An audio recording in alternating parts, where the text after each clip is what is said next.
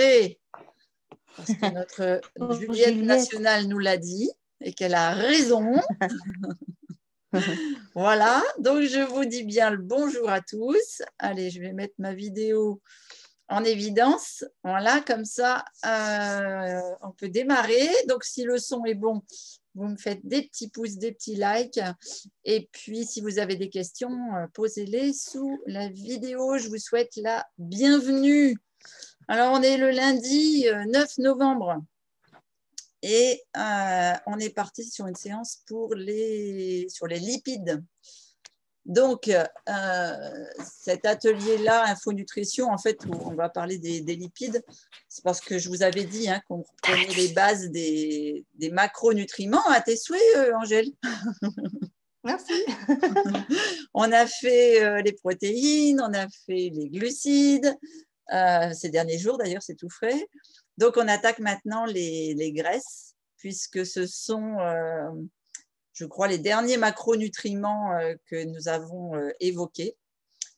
Donc, on va faire un peu d'humour et on va dire, allez, on s'attaque au bout de gras. Allez, pour faire plus simple, j'ai laissé, j'ai laissé les lipides exprès à la fin. Parce que d'abord, on a eu beaucoup de discours assez contradictoires sur ce sujet-là. Et puis aussi, comme vous allez le voir, je pense qu'au niveau de l'application pratique, donc on verra ça mercredi, consommer des lipides, je crois que c'est le sujet de loin par rapport aux autres macronutriments le plus simple. Donc, ce que je vous propose aujourd'hui, aïe, téléphone, pardon, on va couper le son. Voilà. Ce que je vous propose aujourd'hui, c'est d'abord de faire peut-être quelques rappels historiques pour poser les bonnes bases. Donc, si vous vous rappelez au début du cursus là, de toutes ces vidéos, le pouvoir de l'alimentation, eh bien, j'avais fait des vidéos sur l'histoire de l'alimentation, sur l'historique.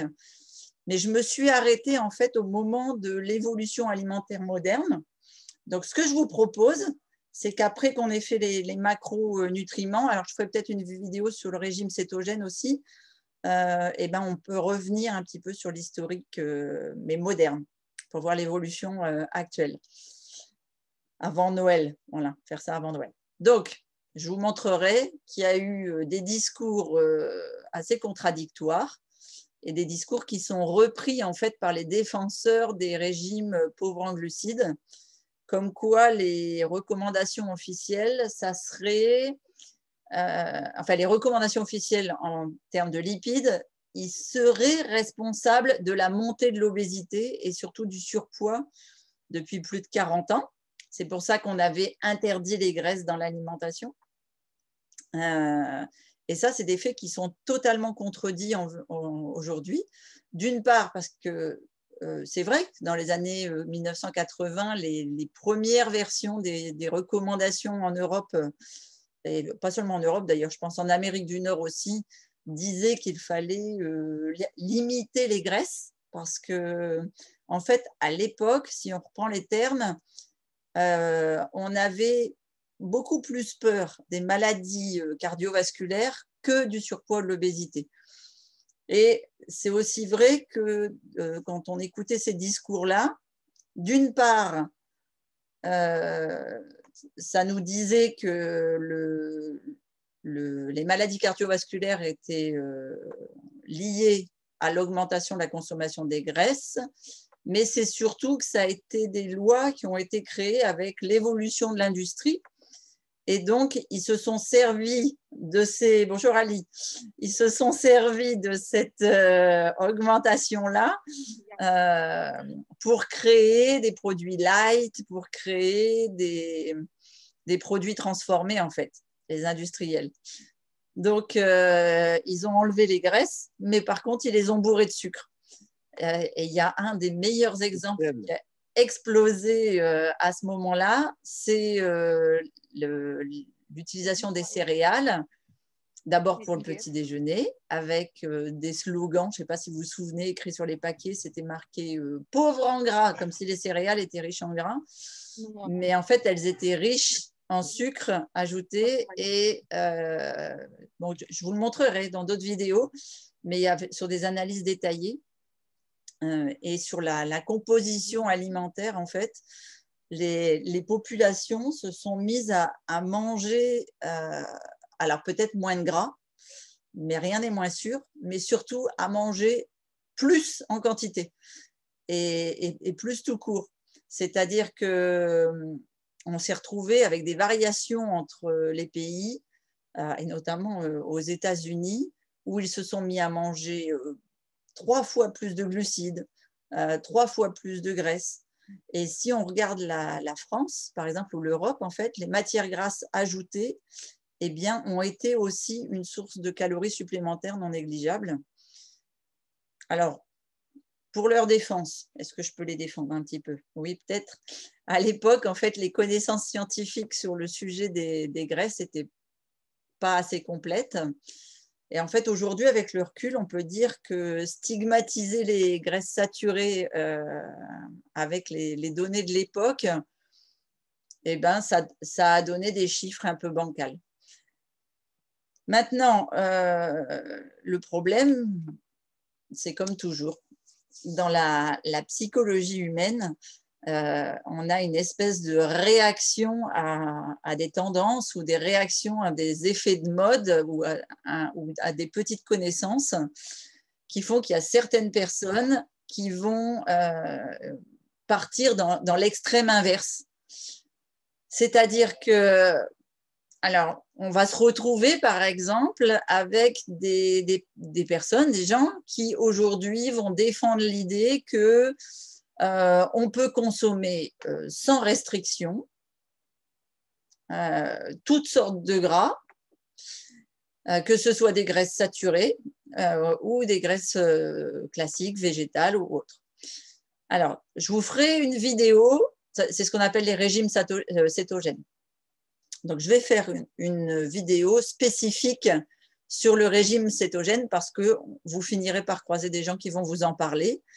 Ça fait partie des gens qui ont des propos un peu extrémistes, mais qui courent les rues aujourd'hui. Donc, vous serez à même de pouvoir répondre à ça. Donc, je ferai une vidéo sur le régime cétogène une autre fois. Mais bon, aujourd'hui, en fait, pour l'instant, ce que je voudrais, c'est qu'on passe en revue d'abord les différents types de graisses qui existent et puis ensuite leur rôle. Et après, on pourra voir si d'un point de vue général, les graisses, donc c'est-à-dire les lipides, elles servent à quelque chose et si elles sont bonnes ou si elles sont mauvaises avant de les juger. Donc voilà. Alors, la première chose qu'il faut savoir, c'est que les lipides, c'est une source d'énergie. Donc quand on les consomme et que ça nous fait une source d'énergie, c'est de l'énergie stockable. Et elle est stockable sous forme de graisse, c'est-à-dire qu'elle est stockable sous forme de graisse dans le tissu adipeux. Et ces graisses stockables, elles sont beaucoup plus importantes que si on veut stocker, par exemple, du glycogène. Je vous ai expliqué, un glycogène, il est stocké dans les muscles, il est stocké dans votre foie. Ça va donc être une source d'énergie qui va être utilisée à assez court terme, en tout cas court ou moyen terme, selon les types d'efforts que vous allez faire, alors que les graisses, elles, même si elles servent de précurseurs dans de nombreux messagers chimiques, en fait, je pense par rapport aux mécanismes liés à l'immunité, liés à l'inflammation, liés à la circulation sanguine, eh bien, elles servent à fabriquer plein de choses dans notre corps, notre cœur aussi, mais notre corps, comme les membranes de nos cellules. Enfin, voilà, c'est beaucoup de choses, ça sert à beaucoup de choses, les graisses. Donc, c'est essentiel d'en consommer parce qu'elles vont servir au bon fonctionnement de notre organisme. Il ne faut surtout pas les éliminer, contrairement à ce qu'on a entendu dans les années 70-80. Et il faut savoir distinguer en fait les 3 grandes familles en fait qui tiennent qui tiennent leur rôle et savoir lesquelles sont importantes, lesquelles ne le sont pas.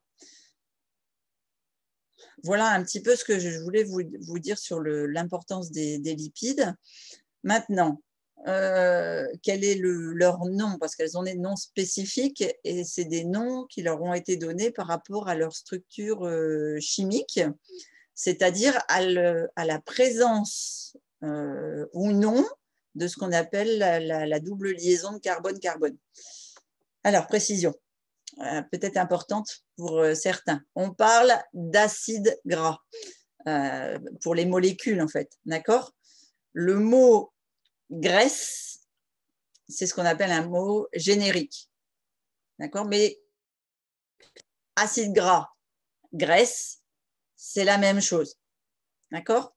Avec en fait plus ou moins une désacralisation du mot scientifique. Mais c'est toujours, on parle toujours de la même chose. C'est comme quand, vous savez, quand on a fait les vidéos sur les protéines, eh bien, on pouvait parler par exemple des briques élémentaires. Pour dire graisse, on disait, pour les protéines, on disait des briques. Ou alors, en science, on disait les acides aminés. Voilà, pour les graisses, on parle des acides gras. OK? Pour simplifier un petit peu, pour que vous compreniez un peu mon langage. Alors, premièrement, on a les acides gras saturés, qui sont peut-être les plus connus de tous, qu'on va trouver principalement dans les produits animaliers, comme la viande rouge, les charcuteries, le fromage, le beurre, les yaourts non lactofermentés, le fromage blanc, et puis également certaines huiles végétales, comme l'huile de palme, l'huile de coco et l'huile palmiste. Voilà, ça c'est principalement les acides gras saturés. La structure chimique des acides gras saturés, c'est que ces huiles ou ce gras, en fait, reste à l'état solide quand il est à température ambiante. Donc, la grande interrogation, c'est avant tout quels sont leurs effets sur les maladies cardiovasculaires. Puisque comme elles sont solides, elles sont à l'état solide, qu'est-ce qu'elles adviennent dans notre corps? Si vous mangez, enfin je ne sais pas, vous avez peut-être déjà fait l'expérience de mettre une noix de beurre dans un verre d'eau, vous avez beau le secouer, ça reste dissocié, d'accord? Eh bien, ça fait la même chose dans notre corps. C'est pour ça qu'on appelle ça des graisses saturées. Donc, si vous mangez beaucoup plus de calories que vous avez besoin, que ce soit d'ailleurs en glucides ou bien en lipides, vous allez stocker, d'accord? C'est ce qu'on appelle la prise de poids. Eh bien, la particularité des acides gras saturés, c'est que vous allez les stocker plus facilement dans les membranes des vaisseaux sanguins. Donc, alors maintenant, on va faire très très simple pour que vous compreniez bien. Quand vous mangez des lipides, les acides gras, ils ne sont pas solubles dans le sang, comme je viens de vous l'expliquer avec l'eau. Donc, ils vont être transportés dans l'intestin vers le foie en se liant à des molécules que l'on appelle des kilomicrons. Après avoir été traité par le foie, ce dernier va envoyer le cholestérol vers les différents organes du corps, d'accord, grâce à des transporteurs qu'on appelle des VLDS. En fait, ça signifie en français lipoprotéines à très basse intensité. Voilà. Et au fur et à mesure en fait qu'elles perdent le gras, qu'elles transportent, ces molécules, d'accord? Donc ces VLDS, ces molécules vont devenir du LDL. Alors, si vous avez déjà tous fait une prise de sang, vous savez que le LDL, c'est le fameux mauvais cholestérol. Donc, la particularité de pouvoir stocker enfin, ces LDL, en fait, elles ont la particularité de pouvoir se stocker plus facilement. Malheureusement, leur lieu de stockage, c'est les membranes de nos artères. D'accord? Et le HDL, qu'on appelle vulgairement le bon cholestérol, que moi j'appelle le gendarme de notre corps, en fait, c'est la molécule qui permet de ramener le cholestérol des organes vers le foie. Et donc, le problème des acides gras saturés, c'est qu'ils augmentent la quantité de LDL.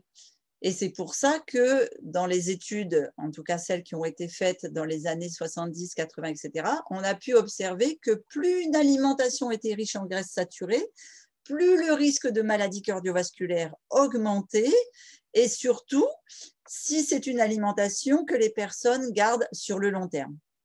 Donc, quand vous remplacez les graisses saturées par un autre nutriment, que ce soit d'autres graisses ou que ce soit des glucides, etc., eh bien forcément, le risque va diminuer.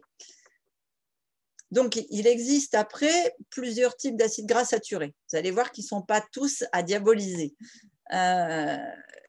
Tout simplement parce que ces acides gras saturés, bien sûr, elles n'ont pas tout un très bon effet.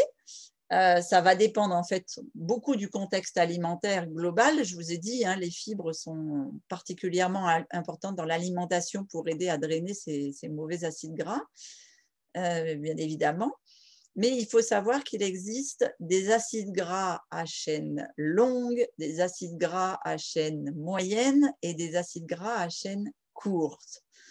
Donc maintenant, je vous propose de vous expliquer un petit peu quels effets ont chacune de ces chaînes.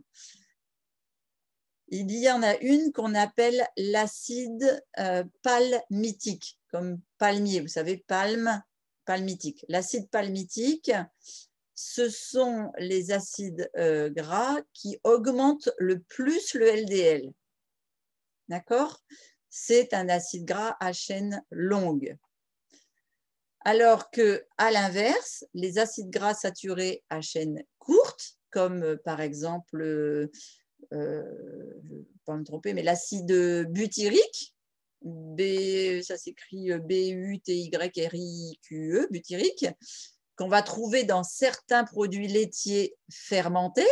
Là, je vais vous parler par exemple des fromages à pâte pressée, dont je vous ai déjà parlé dans d'autres vidéos, ou bien alors des petites faisselles, vous savez, les petits fromages frais que l'on fait en général au niveau local, que ce soit avec du lait de vache cru ou que ce soit avec du lait de chèvre cru.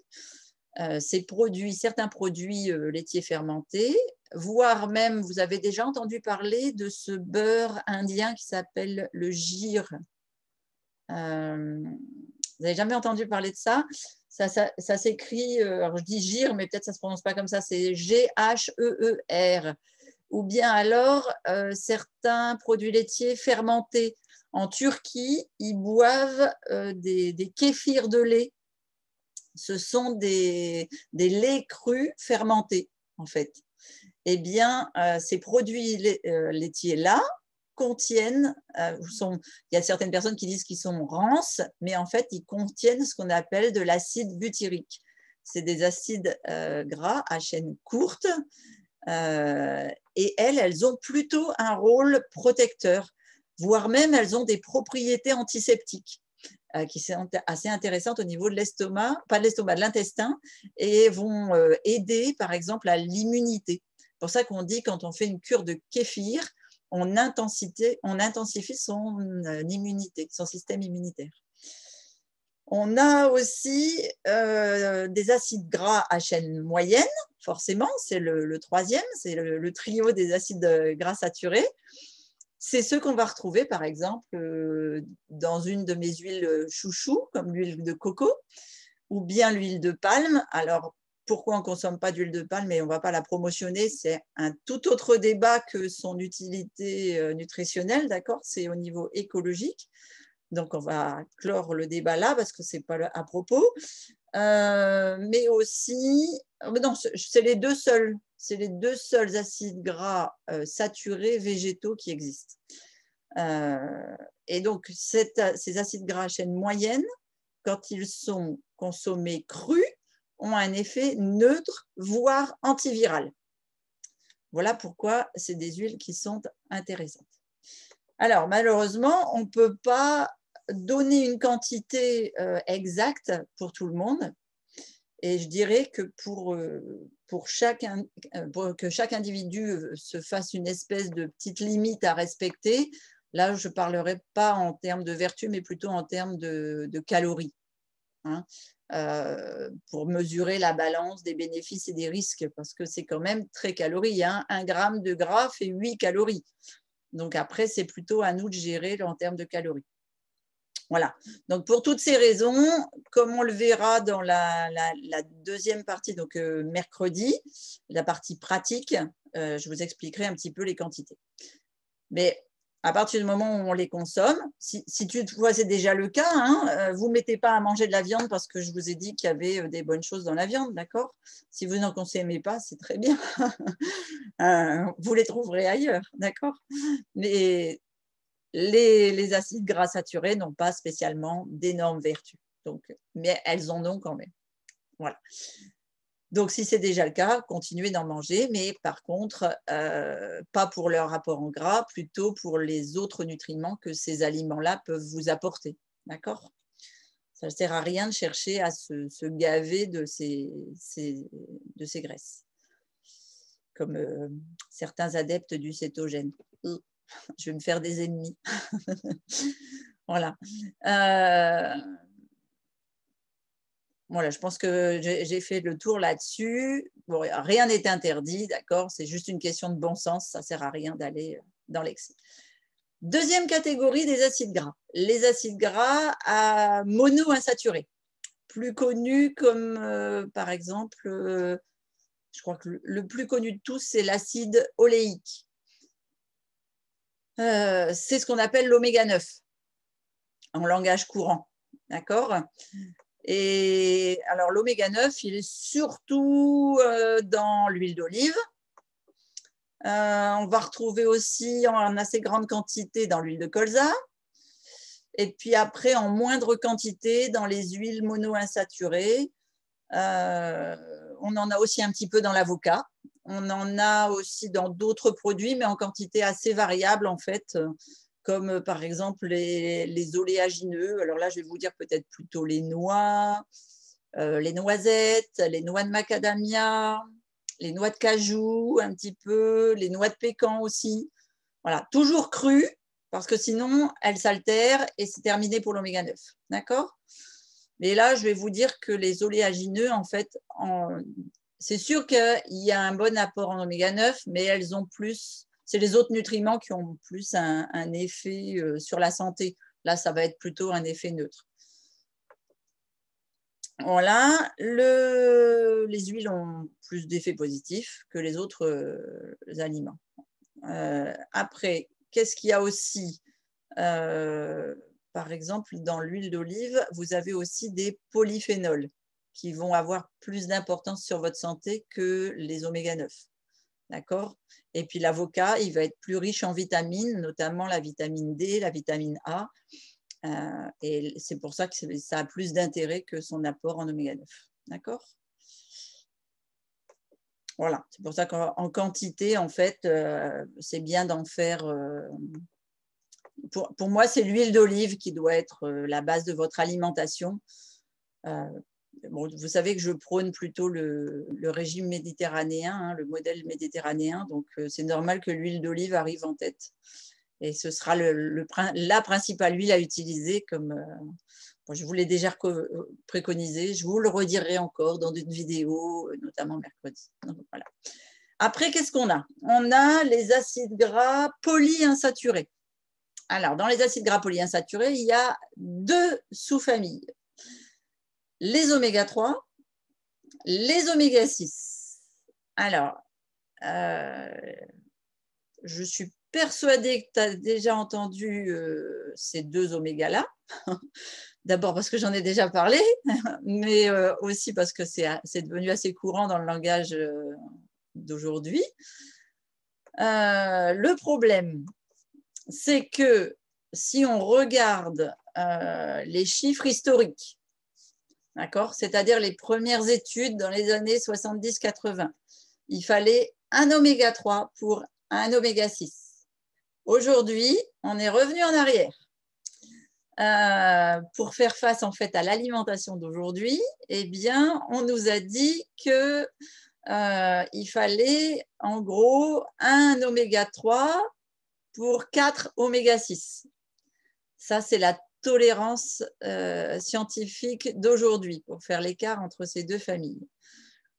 Donc, si historiquement le ratio c'était 1 contre 1 et qu'aujourd'hui c'est 1 contre 4, il faut savoir que la moyenne des prises de sang des Français et des Européens, c'est de 1 pour 18, voire 1 pour 20 oméga 6, 1 oméga 3 pour 20. Pourquoi? Parce que d'abord, on consomme énormément d'huile et de matières grasses ajoutées avec fort taux d'oméga 6, qu'on n'utilisait pas du tout autrefois. Déjà, ça. Ensuite, qu'elles sont mal conservées, voire qu'elles sont pressées à chaud. Et sinon, les plus inflammatoires, donc riches en oméga 6, c'est le maïs, l'huile de maïs, l'huile de soja et l'huile de tournesol. Et la plupart des margarines sont riches en huile de tournesol. Et ça en fait des produits hautement inflammatoires parce que très, très riches en oméga 6. D'accord? J'ai vu certaines margarines contenir un oméga 3 pour 50 oméga 6. Je ne sais pas si vous imaginez. Et on donne ça aux gens à tartiner le matin sur leur tartine. Et hop là, allez, un petit bol d'inflammatoire. C'est bon pour les hôpitaux. Voilà. Enfin bref, les oméga 6, vous en avez aussi dans tous les produits transformés. Vous en avez aussi dans les produits animaliers comme la viande ou le lait qui viennent des bêtes en fait, qui sont nourries avec des céréales ou avec des grains plutôt qu'à l'herbe des pâturages.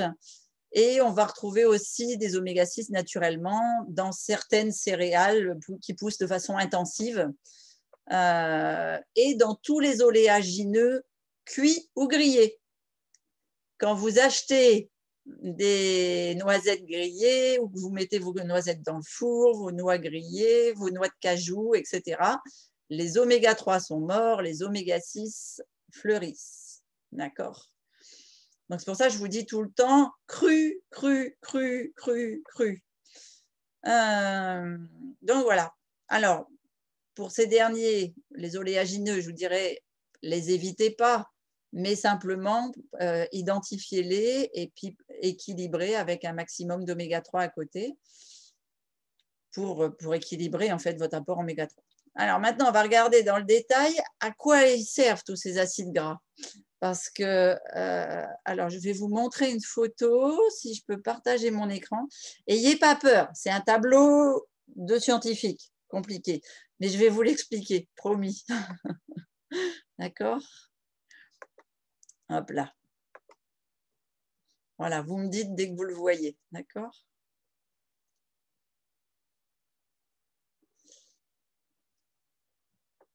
Alors, normalement, ça charge.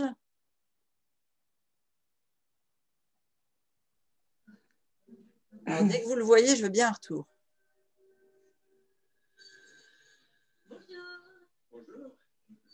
Ça y est. Voilà. Super. Donc, vous voyez, c'est un tableau un peu compliqué, mais bon, c'est pas grave. Vraiment, je vais vous l'expliquer. Donc, ici à gauche, en fait, on a la famille des oméga 3. Ici à droite, on a la famille des oméga 6. D'accord? Et ça se lit en fait de haut en bas. Ce sont les différentes étapes en fait de conversion de votre organisme. Donc, du côté des oméga 3, ici, on part de l'acide alpha-linoléique,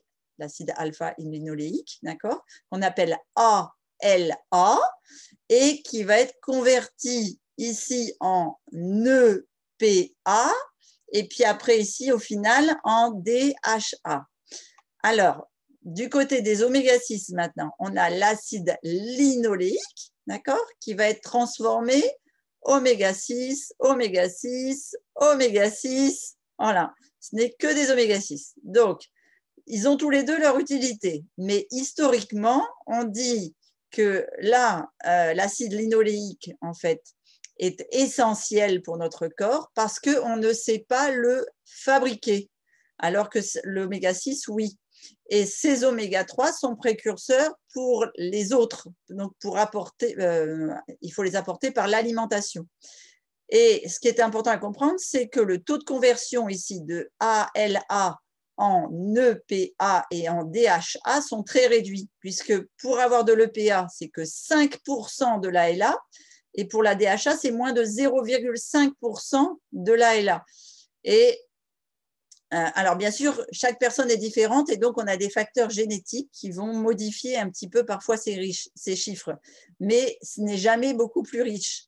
Et il faut savoir que c'est ce qui fait la plus grande qualité, l'exception de notre Herbalife Line Max, c'est qu'il nous amène non seulement des oméga 3, mais déjà de l'EPA et de la DHA transformée.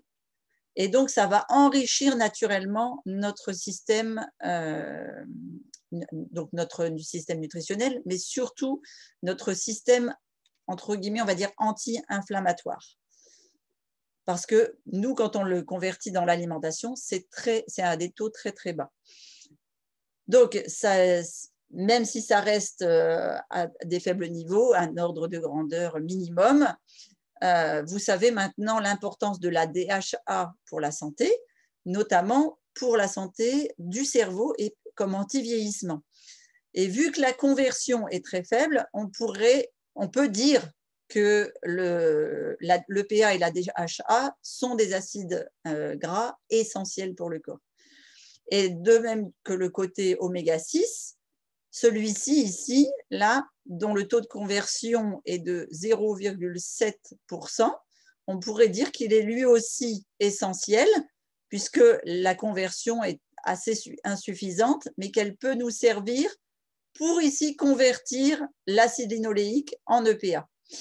Donc, c'est pour ça que c'est indispensable d'en avoir au moins un pour un.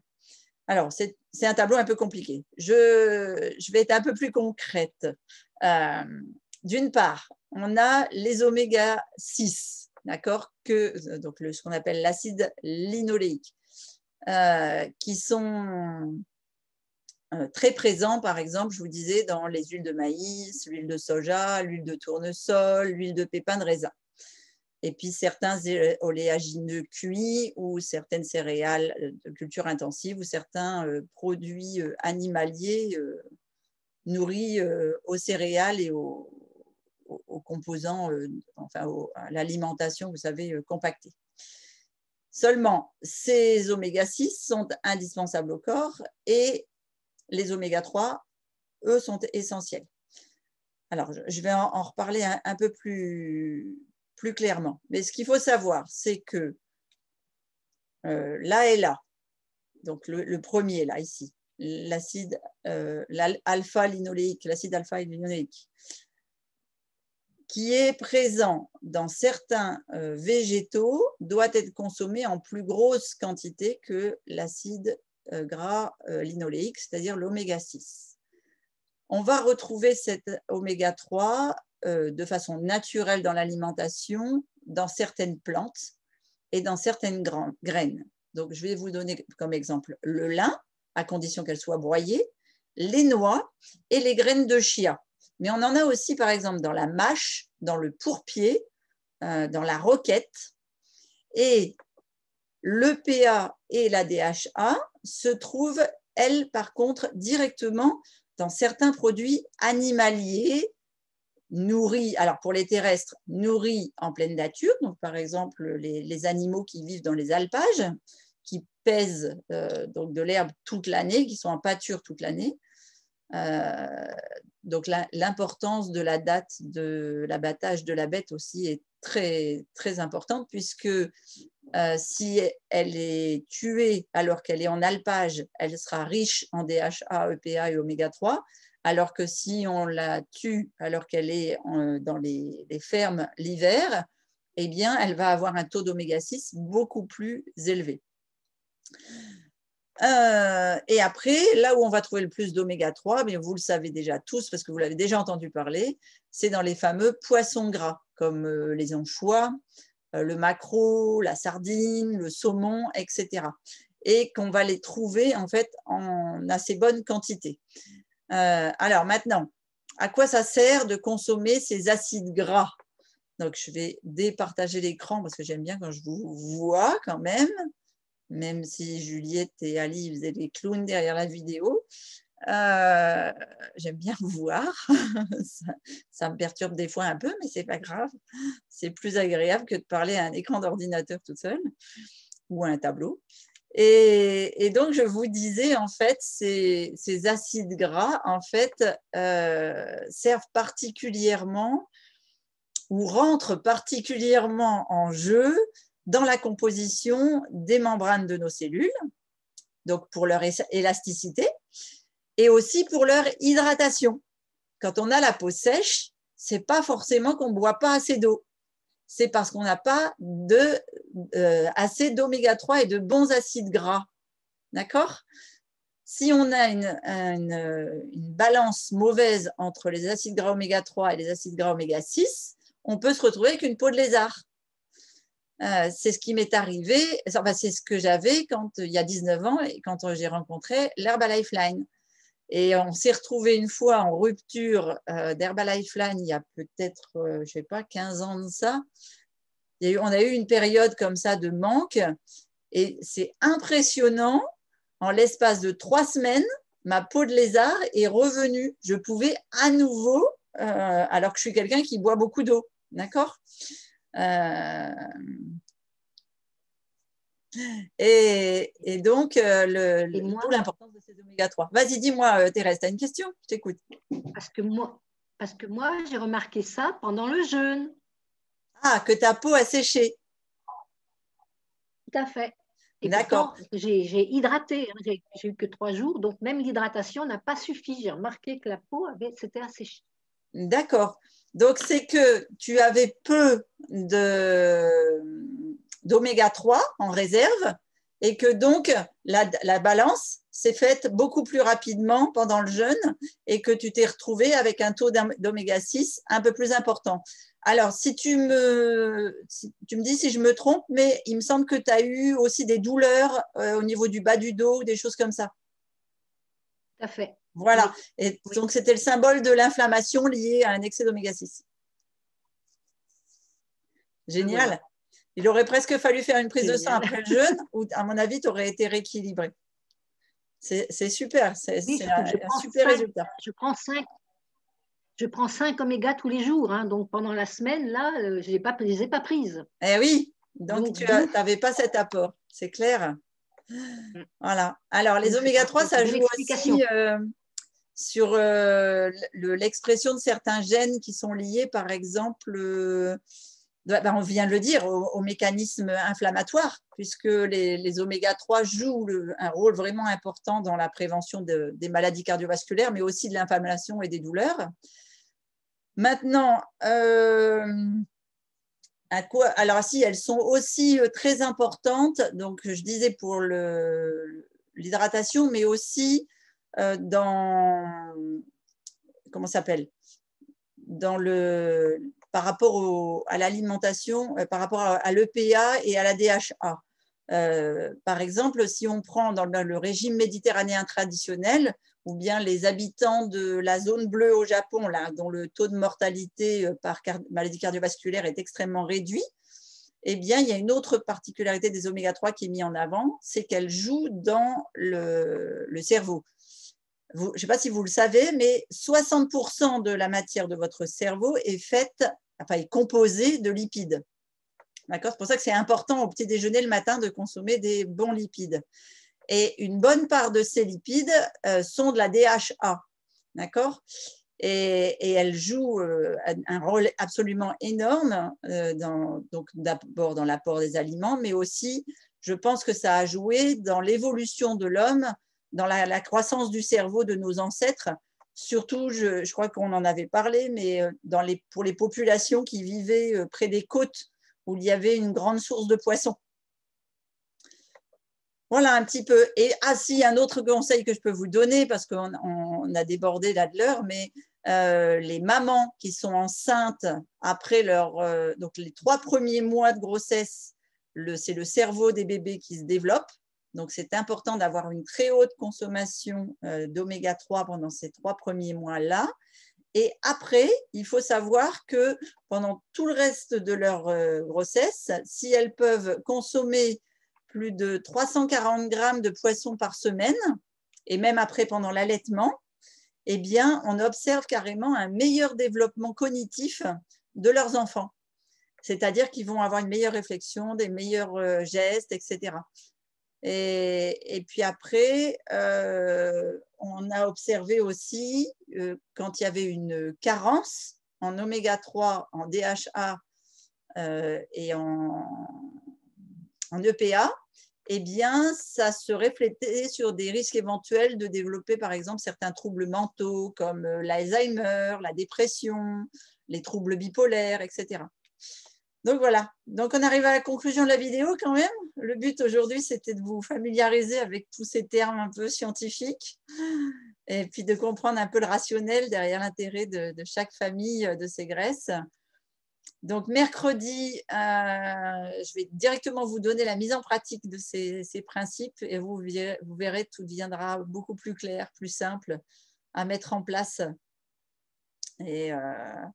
Et si vous voulez, on fera une vidéo après pour clore les lipides sur le régime cétogène parce que je crois qu'il faut en parler. Donc maintenant, si vous voulez nous rejoindre en direct mercredi, il faudra venir sur le code et parce que je ne ferai pas la transmission sur Facebook. Si vous avez des questions sur Facebook, je vais aller regarder quand même, on ne sait jamais. Si vous étiez plusieurs, Christiane, merci. Est-ce que ça joue également sur les os? Alors, ça ne joue pas sur les os, ça joue sur les articulations, en fait. Parce que plus vous avez de DHA, plus vous allez jouer sur le cartilage et plus vous allez jouer sur la poche qui est entre les articulations, pour répondre à ta question, Nicole. Donc, indirectement, les gens qui disent souffrir de leurs os vont avoir moins de souffrance parce qu'il y aura l'inflammation qui va être réduite. Mais sur la composition des os elle-même, non. Christiane aussi, elle a remarqué l'évolution de la peau pendant le jeûne. Et Muriel qui nous dit, j'ai de gros problèmes de connexion. Revoir la vidéo, oui, je vais mettre la vidéo en replay sur la page, bien sûr, sans souci. Voilà. Donc, je coupe la diffusion en direct et si vous avez 2-3 questions, je vous réponds. Et je vais montrer aussi après à Juliette comment on va sur la chaîne. Alors, dites-moi, est-ce que vous avez des questions déjà par rapport au sujet avant que je ne coupe l'enregistrement?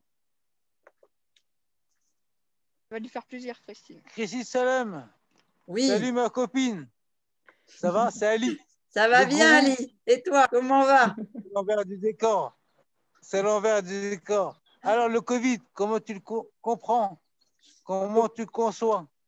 Alors, attends, on va couper l'enregistrement là si on se met à parler de ça.